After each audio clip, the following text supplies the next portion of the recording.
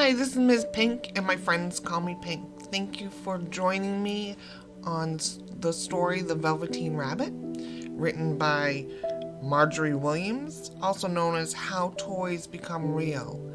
I remember a toy elephant that I had when I was a young child, and I have a feeling that I love that to become real. And I have two boys, and when they were younger, they each had a stuffed animal. Matt had Barney, and Nate had Jasmine, and I'm sure they were loved and became real as well. They came everywhere with us. They slept in the bed. They went to the store. They went to school, etc. So, as you're listening to the story, consider maybe one of your favorite toys. Maybe a stuffed animal, or something that brings you comfort and makes you smile when you're playing with it. So let's begin. The Velveteen Rabbit.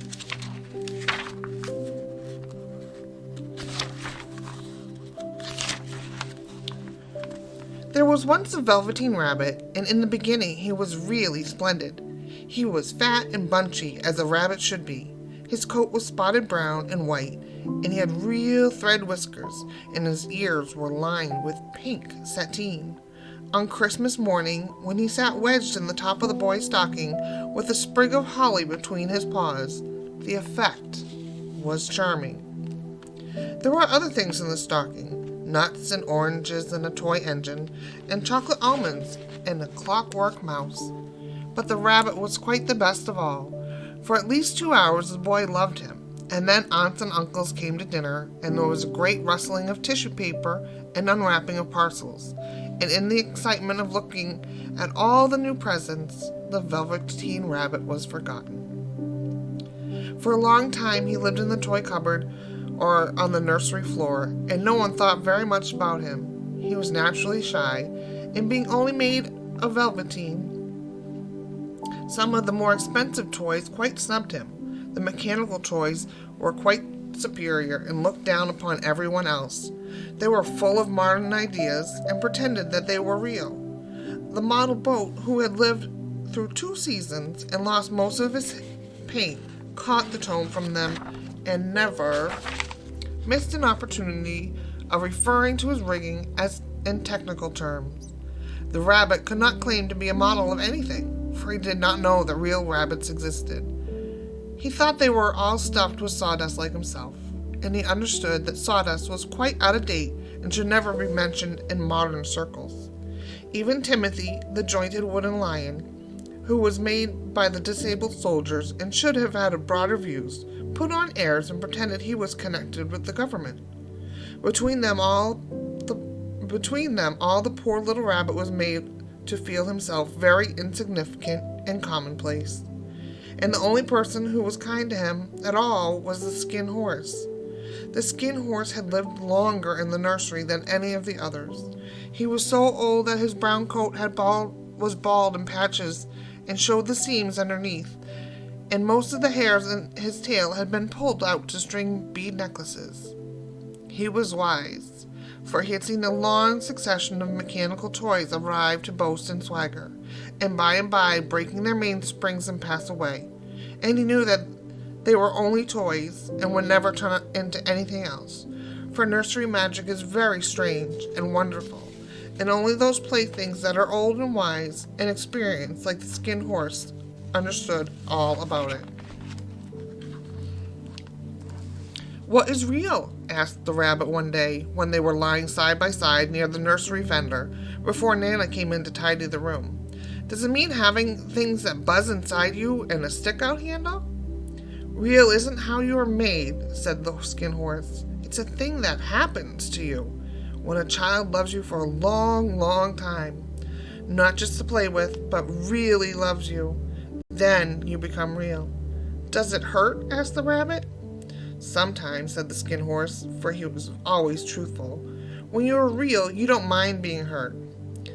"Does it happen all at once, like being wound up?" he asked. Or bit by bit?" "It doesn't happen all at once," said the Skin Horse. "You become. It takes a long time. That is why it doesn't often happen to people who break easily or have sharp edges or who have to be carefully kept. Generally, by the time you're real, most of your hair has been loved off, and your eyes drop out, and you get loose in the joints and very shabby. But these things don't matter at all, because once you are real, you can't be ugly, except to people who don't understand. I suppose you are real, said the rabbit, and then he wished he had not said it, for he thought the Skin Horse might be sensitive. But the Skin Horse only smiled. The boy's uncle made me real, he said. That was a great many years ago, but once you are real, you can't become unreal again. It lasts for always. The rabbit sighed. He thought it would be a long time before the magic called real happened to him. He longed to become real, to know what it felt like, and yet the idea of growing shabby and losing his eyes and whiskers was rather sad. He wished that he could become it without these uncomfortable things happening to him. There was a person called Nana who ruled the nursery. Sometimes she took no notice of the playthings laying about, and sometimes, for no reason whatever, she went swooping around like a great wind and hustled them away into cupboards. She called this tidying up, and the playthings all hated it, especially the tin ones. The rabbit didn't mind so much, for wherever he was thrown, he came down soft. One evening when the boy was going to bed, he couldn't find his china dog that always slept with him. Nana was in a hurry and was in too much trouble to hunt for the china dogs at bedtime. So she simply looked about her, and seeing that the toy cupboard door stood open, she made a swoop. Here, take your old bunny. He'll do to sleep with you. And she dragged the rabbit out by one ear and put him into the boy's arms. That night, and for many nights after, the Velveteen Rabbit slept in the boy's bed. At first he found it rather uncomfortable, for the boy hugged him very tight, and sometimes he pushed him too far under the pillow that the rabbit could scarcely breathe. And he missed, too, those long moonlit hours in the nursery when all the house was silent, and his talks with the Skin Horse. But very soon he grew to like it, for the boy used to talk to him and made nice tunnels for him under the bedclothes, and he said they were like burrows that the real rabbits lived in. And they had splendid games together, in whispers, when Nana had gone away to her supper and left the nightlight burning on the mantelpiece. And when the boy dropped off to sleep, the rabbit would snuggle down close under his little chin and dream, with the boy's hands clasped close around him all night long. And so time went on, and the little rabbit was very happy. So happy that he never noticed how his beautiful velveteen fur was getting shabbier and shabbier, and his tail coming unsewn, and all the pink rubbed off his nose where the boy had kissed him. Spring came, and they had long days in the garden, for whatever the boy went, the rabbit went too. He had rides in the wheelbarrow, and picnics on the grass, and lovely fairy huts built for him under the raspberry canes behind the flower border.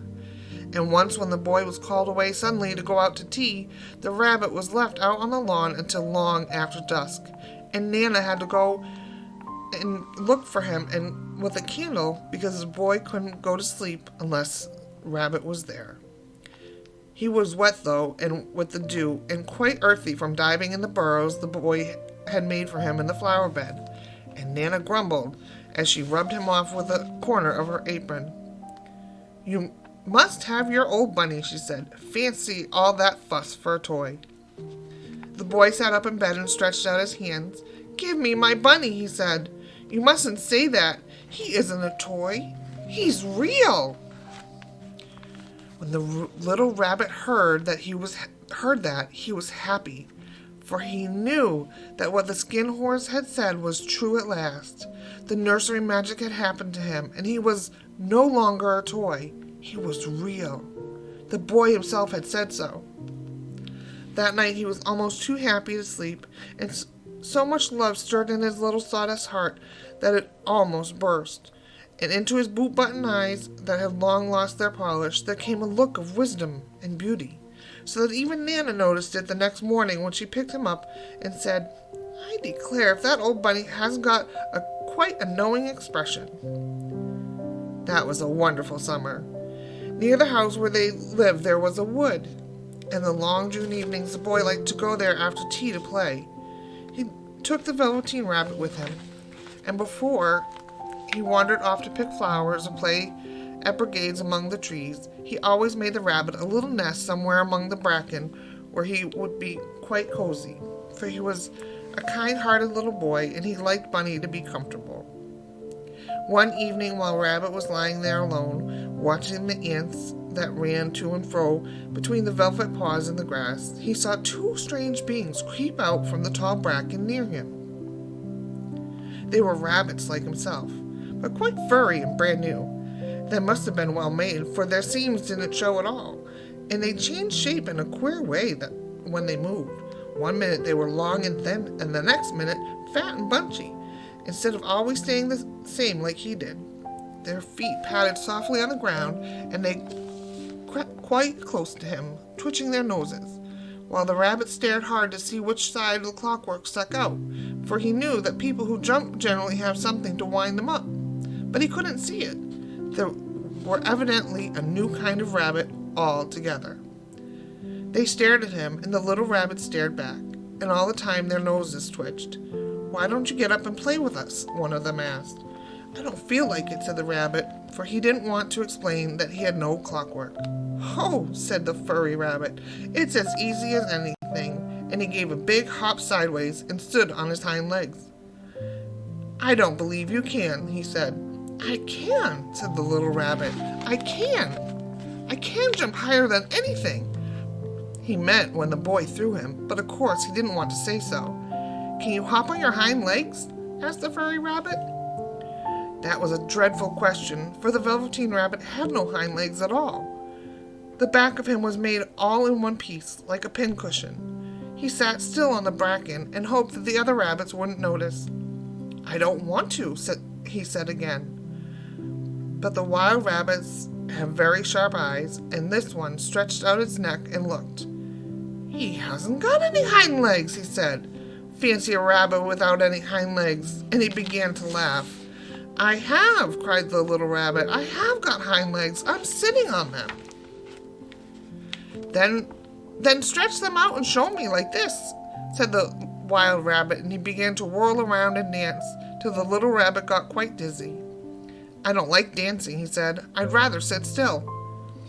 But all the while he was longing to dance, for a funny new tickly feeling ran through him, and he felt he would give anything in the world to be able to jump about like these rabbits did. The strange rabbit stopped dancing and came quite close.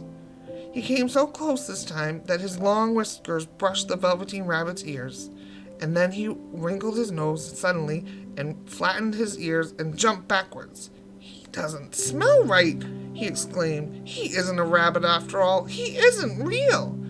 "I am real," said the little rabbit. "I am real. The boy said so." And he nearly began to cry. Just then there was a sound of footsteps, and the boy ran past near them, and with a stamp of feet and a flash of white tails, the two strange rabbits disappeared. "Come back and play with me," called the little rabbit. "Oh, do come back. I know I am real." But there was no answer. Only the little ants ran to and fro, and a bracken swayed gently where the two strangers had passed. The Velveteen Rabbit was all alone. "Oh dear," he thought. "Why did they run away like that? Why couldn't they stop and talk to me?" For a long time they lay very still, watching the bracken and hoping that they would come back. But they never returned. And presently the sun sank lower on the little white moss began to flutter out, and the boy came and carried the rabbit home. Weeks passed, and the little rabbit grew very old and shabby, but the boy loved him just as much. He loved him so hard that he loved all his whiskers off, and the pink lining to his ears turned gray, and his brown spots had faded.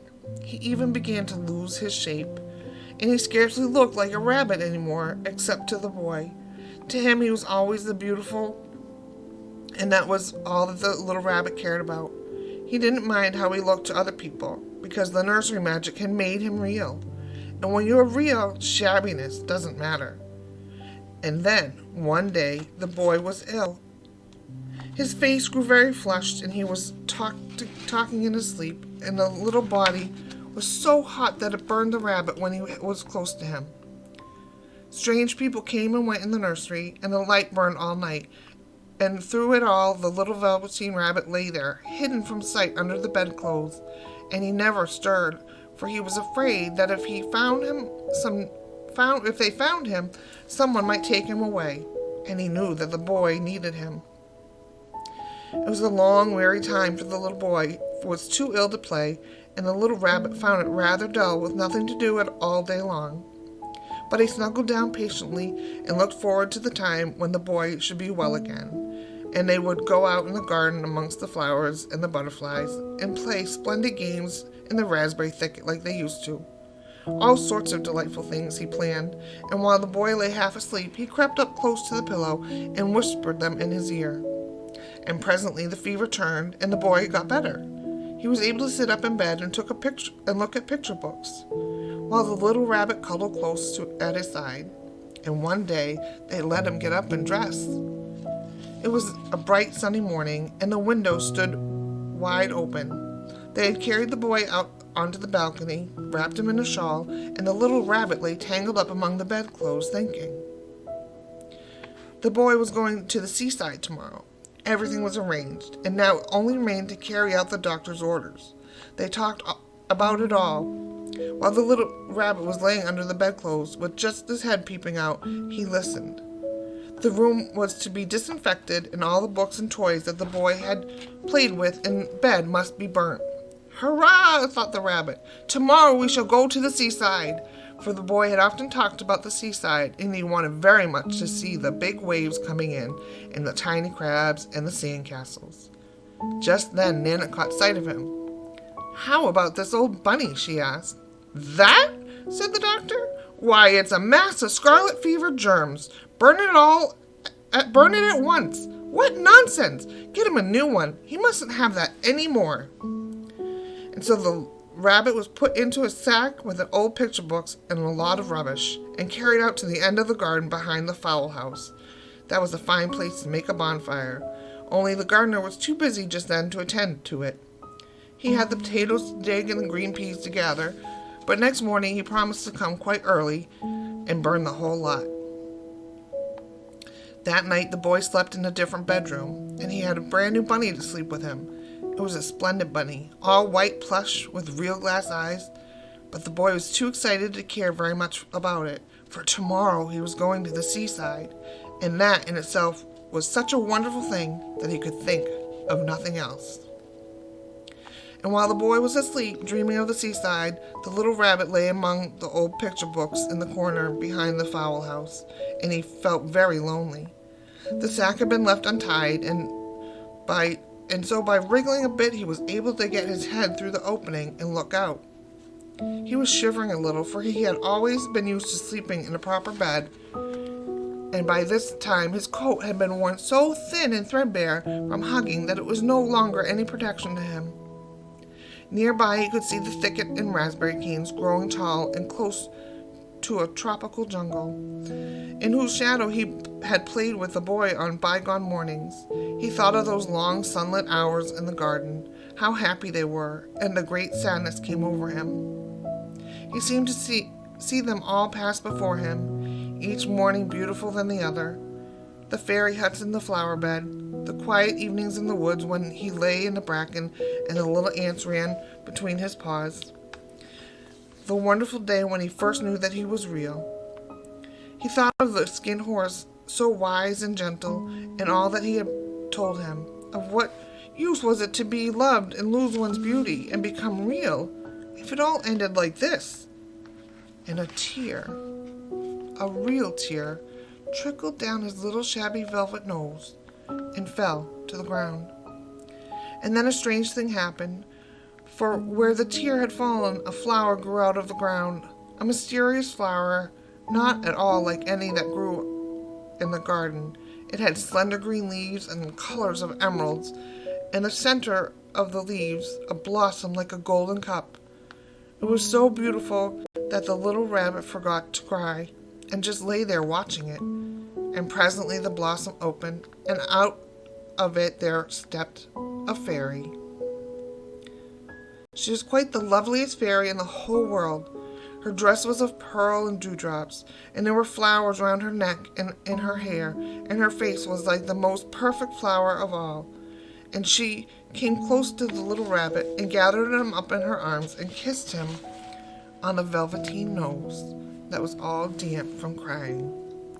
"Little rabbit," she said, "don't you know who I am?" The rabbit looked up at her, and it seemed to him that he had seen her face before, but he couldn't think where. "I am the nursery magic fairy," she said. "I take all the playthings that the children have loved. When they are old and worn out and the children don't need them anymore, then I come and take them away with me and turn them into real." "Wasn't I real before?" asked the little rabbit. "You were real to the boy," the fairy said, "because he loved you.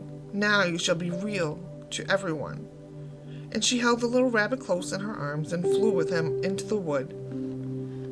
It was light now, for the moon had risen, and the forest was beautiful, and the fronds of the bracken shone like frosted silver. In the open glade between the tree trunks, the wild rabbits danced with their shadows on the velvet grass. But when they saw the fairy, they all stopped dancing and stood round in a ring to stare at her. "I've brought you a new playfellow," the fairy said. "You must be very kind to him and teach him all he needs to know in Rabbitland, for he's going to live with you forever and ever." And she kissed the little rabbit again and put him down on the grass. "Run and play, little rabbit," she said. But the little rabbit sat quite still for a moment and never moved. For when he saw all the wild rabbits dancing round him, he suddenly remembered about his hind legs. And he didn't want them to see that he was made all in one piece. He did not know that when the fairy had kissed him the last time, she had changed him altogether, and he might have sat there a long time, too shy to move, if just then something hadn't tickled his nose, and before he thought about what he was doing, he lifted his hind toe to scratch it. And he found that he actually had hind legs. Instead of dingy velveteen, he had brown fur, soft and shiny. His ears twitched by themselves, and his whiskers were so long that they brushed the grass.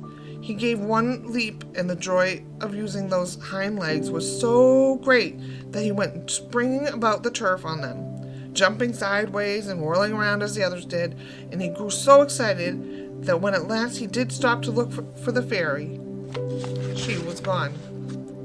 He was a real rabbit at last, at home with the other rabbits. Autumn passed and winter, and in the spring, when the days grew warm and sunny, the boy went out to play in the wood behind the house. And while he was playing, 2 rabbits crept out from the bracken and peeped at him. One of them was brown all over, but the other had strange markings under his fur, as though long ago he had been spotted, and the spots still showed through. And about his little soft nose there were some black eyes that were something familiar, so that the boy thought to himself, "Why, he looks just like my old bunny that was lost when I had scarlet fever." But he never knew that it really was his own bunny, come back to look at the child who had first helped him to become real. The end. Thank you for joining me on the story of the Velveteen Rabbit, or how toys become real. And until next time, keep pushing play.